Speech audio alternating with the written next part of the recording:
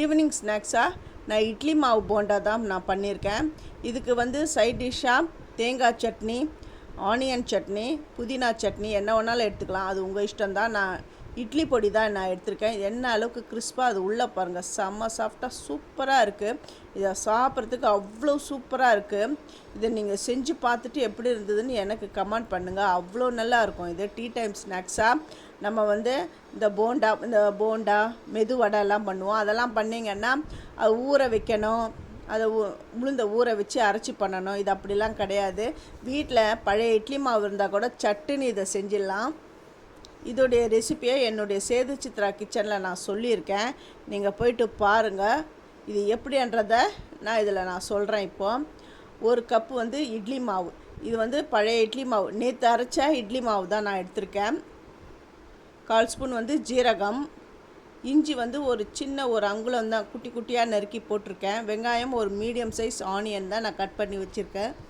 ஒரு பச்சை மிளகா, கருவேப்பிலை, கொத்தமல்லி இருந்தால் கூட அதை கூட நீங்கள் சேர்த்துக்கங்க. இதுக்கு வந்து மைதா வந்து ஒரு குழி கரண்டியில் நான் சேர்த்துருக்கேன். ஃபுல்லாக இல்லை, ஒரு அரை மைதா தான் நான் சேர்த்துருக்கேன். இது கூட வந்து உப்பு போட்டிருக்கேன். எனக்கு மைதா வேணாம் அப்படிங்கிறவங்க கோதுமை மாவு கூட சேர்த்துக்கங்க. அது உங்கள் இஷ்டம்தான். எண்ணெயை நல்லா காய வச்சுட்டேன்.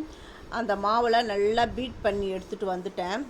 கொஞ்சம் கொஞ்சமாக அந்த போண்டா மாதிரி இந்த எண்ணெயில் போடுங்க. இந்த எண்ணெயை வந்து மீடியமில் வச்சுட்டு போடுங்க. ஃபஸ்ட்டு ஹையில் வச்சுட்டு அப்புறம் ஸ்லோவில் இந்த போண்டா போடும்போது ஸ்லோவுக்கு மாற்றிக்கங்க. மாற்றிட்டு இந்த மாதிரி கிள்ளி போட்டுக்கோங்க. போண்டா மாதிரி போட்டுக்கோங்க. இது அவ்வளோ டேஸ்ட்டாக இருக்கும். நான் சொல்கிறத விட நீங்கள் செஞ்சு பார்த்துட்டு எப்படி இருந்ததுன்னு கமெண்ட் பண்ணுங்கள். என்னுடைய வீடியோவில் இதோட கிளியர் டீட்டெயிலாம் நான் சொல்லியிருக்கேன். என்னுடைய சேது சித்ரா கிச்சனில் போய்ட்டு பாருங்கள். அப்படியே போய் பார்க்குறவங்க ஃபஸ்ட்டு போய் பார்க்குறவங்க சப்ஸ்கிரைப் பண்ணலைன்னா சப்ஸ்கிரைப் பண்ணுங்கள்.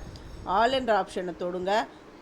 அப்போ தான் நான் போகிற ஒரு வீடியோடைய நோட்டிஃபிகேஷனும் உங்களுக்கு காட்டும். ஒரு பக்கம் வெந்த உடனே இன்னொரு பக்கம் திருப்பி போடுங்க. அந்த பபிள்ஸ்லாம் அடங்கின உடனே எடுங்க. எப்படி இருக்குது பாருங்கள், நல்லா கிறிஸ்பாக இருக்குது. அதே சமயத்தில் உள்ள அவ்வளோ சாஃப்டாக இருக்குது. உங்களுக்கு பிடிச்சிருந்தா உங்கள் ஃப்ரெண்ட்ஸுக்கும் நீங்கள் ஷேர் பண்ணுங்கள். தேங்க்யூ.